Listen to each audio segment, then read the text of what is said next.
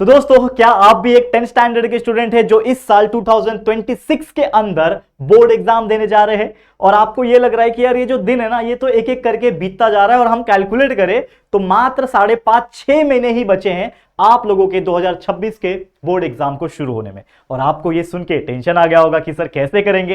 तो यार कोई टेंशन लेने की जरूरत नहीं है, क्योंकि आपके लिए आज एक ऐसा स्ट्रैटेजी वीडियो लेकर आया हूं जिसमें हम बताने वाले हैं एक ऐसा बेहतरीन प्लानिंग और स्ट्रैटेजी जिसको अगर आप फॉलो कर लेते हो तो अपने बोर्ड एग्जाम को बहुत ज्यादा स्ट्रांग बना सकते हो, अपने बोर्ड एग्जाम में अच्छे से अच्छा मार्क्स लेकर आने के लिए बहुत अच्छा प्रिपरेशन कर सकोगे। तो क्या है वो strategy? That is the last 6th month strategy video for your 10th board examination. Let's get started this video. नमस्कार दोस्तों, मैं हूं राहुल जेसवाल एंड स्वागत करता हूं आप सभी का एक बार फिर हमारे यूट्यूब चैनल JR ट्यूटोरियल्स में।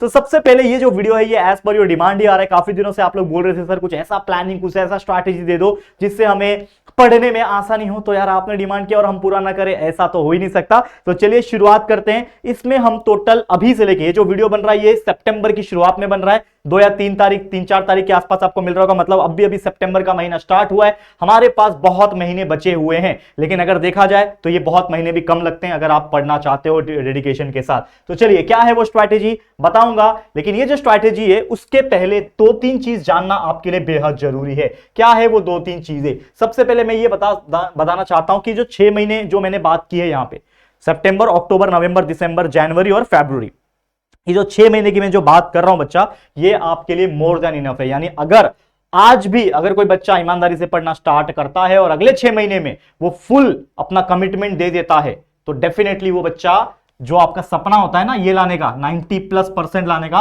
ये पूरा कर सकता हो। फटाफट से कमेंट करके बताओ आप में से कौन ऐसा है जो 90% के ऊपर मार्क्स लेकर आना चाहता है अपने 10वीं बोर्ड एग्जामिनेशन में, और कौन 80 लाना चाहता है, कौन 70 लाना चाहता है। आपका टारगेट क्या है ईमानदारी से बताना, अपनी कैपेबिलिटी के हिसाब से। ऐसा नहीं है कि कोई 50% वाला है सीधा 90 बोल रहा है, ऐसा नहीं। अपना कैपेबिलिटी पहचानते हो आप लोग तो उसके हिसाब से कॉमेंट करो कितने आप ला सकते हो। ठीक है, अब आप लोग को अपना परसेंटेज गोल बना लेना है। कमेंट कर रहे हो ना तो परसेंटेज गोल बनाओ कि भाई मेरे 80% लाएंगे इस बार, 90% लाऊंगा इस बार। तो इस प्रकार से बनाओ और अपने आप पे भरोसा रखो, बिलीव इन योरसेल्फ, क्योंकि कोई भी चीज खुद से शुरू होती है। अगर आप अपने आप पे भरोसा करोगे कि ये मैं कर सकता हूं तो डेफिनेटली वो चीज होगा। लेकिन अगर आप बोलोगे कि यार ये तो मेरे से कभी जिंदगी में नहीं होगा तो आप उसके लिए ट्राई तक नहीं करोगे और वो चीज सच में जिंदगी में कभी नहीं हो पाएगा। ये चीज याद रखना, ठीक है? तो आपका सेल्फ कॉन्फिडेंस, आपका डिसिप्लिन और आपका कंसिस्टेंटली पढ़ना, ये तीनों चीज अगर मिल जाएंगे तो डेफिनेटली आपका जो मार्क्स होगा वो डेफिनेटली अच्छा आएगा। तो ये जो स्ट्रैटेजी बताने वाला हूं इसको 3 फेज में हमने डिवाइड कर रखा है। वो 3 फेज क्या है? That is phase number 1, phase number 2 and phase number 3। ये टोटल 3 फेज होने वाले हैं। एक एक करके डिस्कस करेंगे कि ये क्या है फेज। तो सबसे पहले हम बात करेंगे हमारे स्ट्रैटेजी की, ठीक है ना? तो यहां पर अगर हम स्ट्रैटेजी की बात करें, ध्यान देना बच्चा, ये जो चीज मैं बताने जा रहा हूं इसके लिए एकदम ध्यान से समझो। देखो क्या है ये फेज है क्या। स्ट्रैटेजी के लिए हमारे पास टोटल कितने एग्जैक्ट दिन बच रहे हैं उसका हम कैलकुलेशन करते हैं हम लोग। तो आपको पता है सितंबर का महीना 30 का महीना होता है, अक्टूबर का महीना 31 का महीना होता है, नवंबर का महीना 30 का महीना, दिसंबर का महीना अगेन 31 का, जनवरी का हमें 31 डे मिलेगा, और फरवरी अगर मैं 2025 की बात करूं तो हमारा जो 10वीं का बोर्ड एग्जाम शुरू हुआ था वो 21 फरवरी से शुरू हुआ था। मतलब फरवरी का भी 20 दिन में पकड़ के चल सकता हूं। तो अगर मैं काउंट करूं टोटल मिला के तो ये हो जाएगा 30, 30, 60, 90, 120, ये हो जाएगा 150, और 150 प्लस 20 हो जाता है 170, और 1, 2, 3 मतलब 173 डेज होते हैं। तो मैं मोटा मोटा पकड़ लूं 175, तो मोटा मोटा मैं 175 पढ़ता हूं या फिर 170 ही पकड़ता हूं, क्योंकि ये जो वीडियो मिल रहा होगा तब तक सितंबर के 2-3 दिन बीत चुके होंगे। तो मैं 173 नहीं उल्टा कम पकड़ता हूं, यानी हमारे पास अभी फिलहाल में 130 दिन बचे हुए। ठीक है, 130 दिन बचे, सॉरी माफ करना, कितना? 170 दिन, माफ करना, 170 डेज हमारे पास बचे हुए। अब यही 170 डेज में हम लोग को पूरा सिलेबस भी पढ़ के खत्म करना है, सिलेबस के सभी चैप्टर्स के अंडरस्टैंडिंग भी करने हैं, वीडियोस देखने हैं, उसका एग्जांपल्स को सॉल्व करना है, रिवीजन करना है, उसका प्रैक्टिस करना है, मॉक टेस्ट वगैरह देना है। ये सारी चीजें यही 170 दिन में होने वाली है, और इंक्लूडिंग आप लोग का प्रीलिम्स एग्जाम और आपका प्रैक्टिकल वाइवा ओरल एग्जाम भी होगा इसी 170 दिन में। तो सोचो, देखा जाए तो दिन वैसे भी कम है। ठीक है, तो हमारे पास टिक टिक टाइमिंग लगा दो, T-170, फिर T-169, 158, 157, ऐसे करते करते एक एक दिन जो है वो कम होते जाएगा। अपना टारगेट बना के चलना, और आखिरी का जो 30 दिन होगा ना, इसमें से 170 में से ना आखिरी का 30 दिन तो कम से कम छोड़ ही देना है आप लोग को। इसके लिए रिवीजन करने के लिए कुछ नहीं करना, सिर्फ रिवीजन करना है। और मैंने कई बार बताया हुआ है कि जनवरी के आसपास हम हर साल एक बैच लेकर आते हैं, फ्री बैच होता है यूट्यूब के ऊपर। ठीक है, तो हमारे इसी चैनल के ऊपर एक फ्री बैच आता है जिसको हम लोग उड़ान बैच बोलते हैं। ठीक है, तो इस साल आपका उड़ान बैच आएगा। ठीक है, 3 साल हो चुके हैं, उड़ान बैच के चौथा आएगा। ठीक है ना, उड़ान बैच आएगा तो टेंशन मत लो, लगातार 30 35 40 दिन जितना भी आपका बोर्ड एग्जाम चलता है ना, तब तक हम हर सब्जेक्ट का, ये सारे सब्जेक्ट जो आपके मेन सब्जेक्ट है ना, सारे सब्जेक्ट का हम रिवीजन कराते हैं, आपको चैप्टर्स को दोबारा समझाते हैं, इंपॉर्टेंट क्वेश्चंस कराते हैं, ये सारी चीजें होती है इन्हीं 30 दिन के अंदर। तो उसके लिए भी रेडी रहना, लेकिन उसके पहले तक आप लोग को क्या करना है, अभी सितंबर अक्टूबर नवंबर दिसंबर में चारों महीना जो आपके पास है दिसंबर तक का, इसमें हमारे सभी चैप्टर्स जो वीडियोस हमने अपलोड किए उन सभी चैप्टर के वीडियोस को proper lecture by lecture videos देख के खत्म करना है, जिससे आपके चैप्टर्स की अंडरस्टैंडिंग आपको क्लियर हो जाएगी। क्योंकि अगर आपको चैप्टर्स की अंडरस्टैंडिंग पता है तो आप याद आसानी से कर सकोगे, और एक बार आप याद कर लो और कुछ चीजें याद नहीं हो पाई, मतलब रट्टा नहीं मार पाए, बायाट नहीं कर पाए, तो भी आपको चैप्टर्स की अंडरस्टैंडिंग होगी, तो भी बोर्ड एग्जाम में पूछे जाने वाले सवाल को आप खुद से भी आंसर कर सकोगे, जिससे मार्क्स आपको मिलेगा। जहां पे 0 मिलने वाला था वहां पे 4 में से एटलीस्ट 2 या 3 तो मिलेगा, मतलब कुछ नहीं मिलने से अच्छा कुछ तो मिलेगा। इसके लिए सारे वीडियोस देख के उसका कंसेप्ट एक्चुअली हर चैप्टर का समझ लेना, चाहे वो साइंस हो, चाहे वो मैथ सब्जेक्ट हो, चाहे वो सोशल स्टडीज का भी सब्जेक्ट हो। सबसे इंपॉर्टेंट सोशल स्टडीज के सारे कंसेप्ट को समझ लेना। ठीक है, और भी अगर हम कंसेप्ट की बात करें और भी अगर प्लानिंग की बात करें तो यहां पे अगर आप देखोगे स्ट्रैटेजी, हमारा पहला फेज, जैसे मैंने 3 फेज में डिवाइड किया, पहला फेज क्या है, ओनली स्टडी फेज। इसमें सिर्फ और सिर्फ सिलेबस कंप्लीशन करना हमारा टारगेट है, जो कि सितंबर से दिसंबर तक है, जैसा मैंने अभी आपको बोला। तो आपको क्या करना है, अपने सब्जेक्ट्स को डिवाइड करना है कि भाई एक सब्जेक्ट को पढ़ने के लिए कितना दिन मिल रहा है। तो हमारा कितना दिन है हमारे पास, तो अगर मैं सितंबर का 30 दिन पकड़ू, देखो अगर मैं पीछे जा रहा हूं तो सितंबर का 30 दिन, इसका 30 दिन, इसका 30 दिन, इसका 30 दिन, मतलब कुल मिला के 3 4 12 यानी 120 दिन है हमारे पास। ये सितंबर से दिसंबर के लिए हमारे पास कितना दिन है, 120 दिन है, और इसी 120 दिन में हमें हमारा पहला फेज कंप्लीट कर देना है, जिसमें हम पूरा सिलेबस को पढ़ के समझ के याद करके खत्म करेंगे। ठीक है, तो 120 दिन है हमारे पास, टोटल 10 सब्जेक्ट है, तो 10 के हिसाब से अगर मैं डिवाइड करूंगा तो 120 डिवाइड बाय 10 कितना होता है, 12 होता है। मतलब एक सब्जेक्ट के लिए हम लोग को आज भी अगर देखोगे तो 12 दिन मिलते हैं। लेकिन क्या सभी सब्जेक्ट को आप 12 दिन दोगे, नहीं, लैंग्वेज के लिए कम दोगे, हिंदी मराठी और इंग्लिश के लिए आप लगभग 4 5 दिन भी दोगे तो भी बहुत हो जाता है, और बाकी सब्जेक्ट को आप ज्यादा दोगे ना, तो 12 दिन एक सब्जेक्ट को मिल रहा है, तो आप अल्टरनेट के हिसाब से एडजस्ट कर सकते हो अपने रिक्वायरमेंट के हिसाब से। जो बच्चा जिस सब्जेक्ट में ज्यादा स्ट्रांग है, उसको अच्छे से याद होता है, उसको थोड़ा कम समय देना, जो आपके लिए ज्यादा हार्ड सब्जेक्ट है उसको ज्यादा समय देना। ठीक है, तो वो प्लानिंग क्या हो सकता है यहां पे ध्यान दो। अब जैसे हमारे पास साइंस 1 के 10 चैप्टर, हमारे पास कितने दिन है, 120 दिन है। 120 दिन को कैसे डिवाइड करो, देखो यहां पे ध्यान से। ठीक है, 120 दिन को कैसे डिवाइड करो, हर सब्जेक्ट को कितना मिल रहा है, 12 दिन मिल रहा है। तो अगर मैं साइंस को 1 को देखूं तो इसको मैं 15 दिन दूंगा, साइंस 2 को मैं 15 दिन दूंगा। क्यों, क्योंकि ये चैप्टर्स 10 चैप्टर पढ़ने हैं, तो 15 दिन दूंगा, तो कम से कम इसके हिसाब से समझा कि हर चैप्टर के लिए आपको लगभग 1.5 दिन मिल रहे हैं। समझ में आया, तो 15 15 30 इधर ही हो गया। मैथ्स 1 के 6 चैप्टर है, तो कम से कम 12 दिन तो दूंगा, मतलब हर 2 दिन में एक चैप्टर कंप्लीट करूंगा। मैथ्स 2 के हर चैप्टर को 2 दिन दूंगा, तो मतलब 7 to 14 मतलब 14 दिन लगेंगे पूरा मैथ्स 2 कंप्लीट करने में। मैं लगातार की बात कर रहा हूं और हर दिन कम से कम 4 घंटा 5 घंटा स्टडी की बात कर रहा हूं। ऐसा आसानी से नहीं पालोगे 95%, नहीं तो हर बच्चा लाता ना।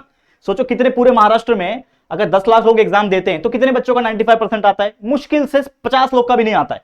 50 भी बहुत ज्यादा बोल रहा हूं शायद।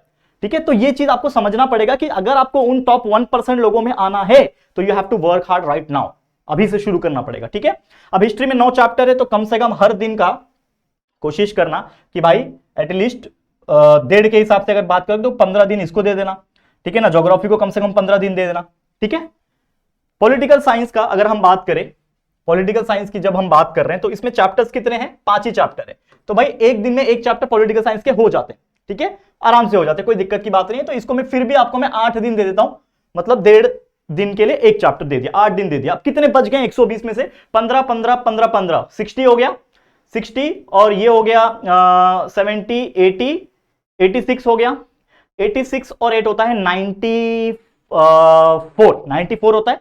तो अभी भी 120 दिन में से हम लोग के पास 26 दिन बचा है। अब इसको मैं 26 के हिसाब से मतलब 9 दिन भी दे दूं, अगर मैं 9 इंग्लिश को, 9 हिंदी को और 9 मराठी दे दूं तो भी हमारा 120 डेज पूरा मिला के कंप्लीट होता है। तो ये तो मैंने अपने अंदाजा बताया, ये मैंने नॉर्मल कैलकुलेशन आपको बताया, लेकिन इसमें आप लोग ये जो कॉलम्स मैंने बना रखे हैं ना, ये आप लोग अपने पेज में नोट डाउन करोगे कि कौन से सब्जेक्ट को आप कितना देना चाहते हो। यहाँ पे साइंस में और बढ़ा लो, साइंस हार्ड लगता है तो, हिस्ट्री हार्ड लगता है तो और बढ़ा लो, मैथ्स हार्ड लगता है तो और डबल ट्रिपल कर लो, जितना भी है हिंदी इंग्लिश मराठी में कम करना है 2 3 3 4 4 दिन ही दो, जो बच रहा है वो एडजस्ट कर लो। तो अपने हिसाब से ये चीज आपको करना है, ये तो मैंने अंदाजा बता दिया अपना। ठीक है, आगे बढ़ते हैं। अब हमारा क्या आएगा, हमारा ये टाइम टेबल कैसे बनाना है आपको। देखो क्या होता है ना, एक आदत डालो। सितंबर महीना चल रहा है, मान लो आज से आप शुरू कर रहे हो, मान लो आज का तारीख है 5 तारीख, तो 5 तारीख को आप क्या पढ़ोगे, एग्जांपल के तौर पे बता रहा हूं, 5 तारीख को लेट सपोज आप मैथ्स 1 पढ़ रहे हो, तो आप लिखो यहाँ पे अपने कैलेंडर में मैथ्स 1 पढ़ने जा रहा हूं।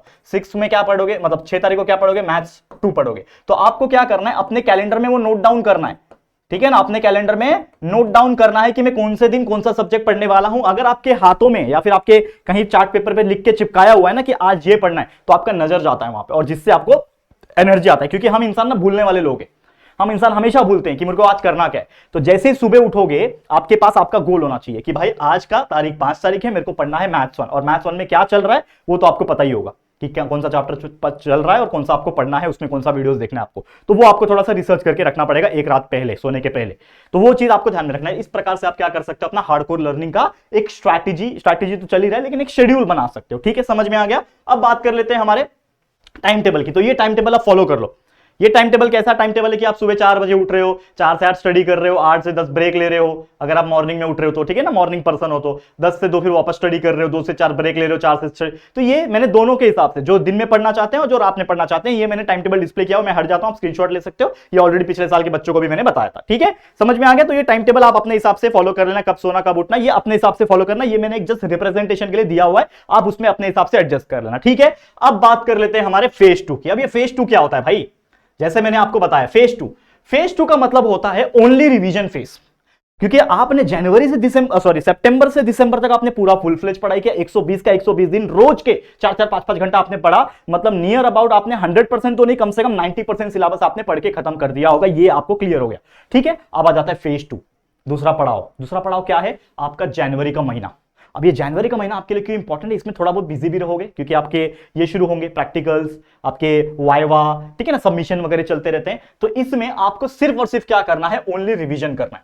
जो चीज आपने पिछले 4 महीने में पढ़े हैं, सितंबर, अक्टूबर, नवंबर, दिसंबर में, उसको सभी चीज को वापस से रिकॉल करो, सबको रिवाइज करो। मैंने क्या बोला, सिर्फ 30 दिन लेना है, मतलब पूरा जनवरी का महीना लेना है। तो 30 दिन है और 10 सब्जेक्ट है। तो अगर मोटा मोटा हम बात करें तो हम सबको पता है कि भाई 30 डिवाइड बाय 10 करूंगा तो एक सब्जेक्ट को पढ़ने के लिए 3 दिन मिल रहे, तो आप एडजस्ट कर लो। तो भाई साइंस 1 के लिए आप दे दो, ठीक है ना, साइंस 1 के लिए आप 3 दिन दे दो, साइंस 2 के लिए 3 दिन दे दो, मैथ्स 1 के लिए 3 दिन दे दो, मैथ्स 2 के लिए 3 दिन दे दो, हिस्ट्री के लिए 3 दिन, ज्योग्राफी 3 दिन, पॉलिटिकल साइंस 3 दिन, इंग्लिश 3 दिन, हिंदी 3 दिन है, मराठी 3 दिन। तो सभी को मैं 3-3 दिन दे दिया, तो मेरा 3-3 दिन में रिवीजन हो जाएगा। अब आपके ऊपर है कि आप किसी को कम किसी को ज्यादा आप दे सकते हो, लेकिन अगर ये 3-3 दिन 10 सब्जेक्ट को अगर आप दोगे तो 10 सब्जेक्ट का रिवीजन आपका 30 डेज के अंदर हो जाएगा। रिवीजन अच्छे से करके हो जाएगा। और रिवीजन मतलब क्या, वापस से याद करना होता है, यानी माइंड में वो चीजें जो बाहर आपने किया था वो भूल ना पाओ आप, वो चीज को कर लेना है। इस तरीके से आपका जनवरी बीतेगा। और फुल फ्लेज आपका रिकॉर्डेड वीडियोस देखना हमारा छूटना नहीं चाहिए। लेक्चर वीडियोस आपको देखते रहना है, ताकि कोई भी गुंजाइश ना रहे, कोई भी चैप्टर की जो अंडरस्टैंडिंग है वो भूल ना जाओ। तो बीच बीच में आप जितना भी आपको समय मिले, एक दिन में कम से कम 2 से 3 घंटा आप हमारे वीडियोस को दे दो, जिससे आपका सारा कंसेप्ट रिवाइज होता रहेगा और याद जो करने का टाइम है वो अलग। अब आ जाता है, इसके बाद आता है तीसरा पड़ाव, जो कि हमारा फेज 3, जो कि one of the most important चीज है। अब आपने क्या कर लिया, स्टडी कर लिया, अब आपने उसको याद कर लिया, ठीक है ना, सब कुछ कर लिया, रिवाइज थोड़ा बहुत हो गया, अच्छे से हो गया, मान लो जैसा भी हो गया। लेकिन अब शुरू हो जाता है हमारा फरवरी का महीना। कौन सा महीना, फरवरी का महीना। इसमें आपको क्या करना है, ROR मतलब रिवीजन ऑफ रिवीजन, यानी जो आपने पढ़ा उसका आपने रिवीजन किया जनवरी में, अब जो रिवीजन किया उसका भी एक हाथ रिवीजन आपको करना है, ताकि जो रिवीजन का रिवीजन हो रहा है वो भी ना भूल पाओ। और साथ ही में आपको मॉक टेस्ट देना है, यानी कि आपको ये जो फरवरी में लगभग आपको कितना दिन मिलेगा, एक अंदाजा के हिसाब से 20 दिन तो मिलने वाला है आप लोग। तो इस 20 दिन में कम से कम आपको 10 डेज जो है आपको ROR करना है, यानी रिवीजन ऑफ रिवीजन करना है। और एटलीस्ट 10 डेज में आपको हर दिन एक मॉक टेस्ट देना है। अब ये मॉक टेस्ट क्या होता है, जिनको नहीं पता मैं बता देता हूं। मॉक टेस्ट मतलब होता है आपको प्रीवियस ईयर का क्वेश्चन पेपर लेना है। जैसे साइंस 1 है तो एक क्वेश्चन पेपर ले लिया 2025 का, टाइमिंग लगाया 2 घंटे का। मार्केट में क्वेश्चन पेपर का आंसर शीट मिलता है सेम टू सेम, जैसा बोर्ड में आता है वैसे रहता है, बस थोड़ा बहुत फर्क रहता है। वो लेके आना है, स्टॉप वॉच लगाना है, टाइमर लगाना है और खुद से पेपर सॉल्व करना है। देखना है कि क्या आप 2025 का पेपर सॉल्व कर पा रहे हो क्या। तो एटलीस्ट दिन में 1 या 2 क्वेश्चन पेपर सॉल्व करोगे, 10 दिन में हर सब्जेक्ट का एटलीस्ट 2-2 पेपर प्रैक्टिस हो जाएगा। और जितना अच्छा प्रैक्टिस करोगे एग्जाम में उतना ही कॉन्फिडेंस आपको आएगा। ये चीज कर लो, खत्म कहानी, और कुछ करने की जरूरत नहीं। मैं लिख के गारंटी के साथ बोल सकता हूं, जो बच्चा करेगा 90+% निकाल लेगा अपने लाइफ में, गारंटी के साथ। ये मेरा कमिटमेंट है, ठीक है। तो उम्मीद करता हूं ये जो बेहतरीन स्ट्रैटेजी था ये आप लोगों को क्लियर हो गया होगा। फिर भी अगर इसके अलावा कुछ डाउट्स है आप मुझे कमेंट कर सकते हो। बस आज के लिए इतना ही, ठीक है, समझ में आ गया। तो यही था हमारा एक ब्रिलियंट सा 6 मंथ का स्ट्रैटेजी वीडियो, जिसको अगर आप फॉलो कर लोगे डेफिनेटली आप बहुत अच्छा मार्क्स निकाल सकोगे और डेफिनेटली एक अपग्रेडेड वर्जन अपने आप का देख पाओगे। आज के लिए इतना ही। वीडियो पसंद आया होगा, हमारी मेहनत पसंद आई होगी, प्लीज वीडियो को लाइक करना, शेयर करना, अपने सभी दोस्तों के साथ शेयर कर दो यार। सबसे पहले जितने भी आपके 10वीं के फ्रेंड्स होंगे उनको शेयर करना। कमेंट सेक्शन के बगल में हाइप बटन भी आ गया, अभी हाइप पे क्लिक करके हमें हाइप कर सकते हो आप लोग। तो प्लीज हाइप करो, जितना हो सके वीडियो को शेयर करो, लाइक करो, कमेंट्स करो अच्छा अच्छा। और सबसे इंपॉर्टेंट चीज, चैनल पे फर्स्ट टाइम आया तो चैनल को सब्सक्राइब कर दो और बेल आइकन को ऑल पे सेट कर देना ताकि नोटिफिकेशंस आपको मिलती रहेंगी। ठीक है फ्रेंड्स, चलो फिर जल्दी मिलेंगे एक और नई वीडियो में, तब तक के लिए thank you and good bye.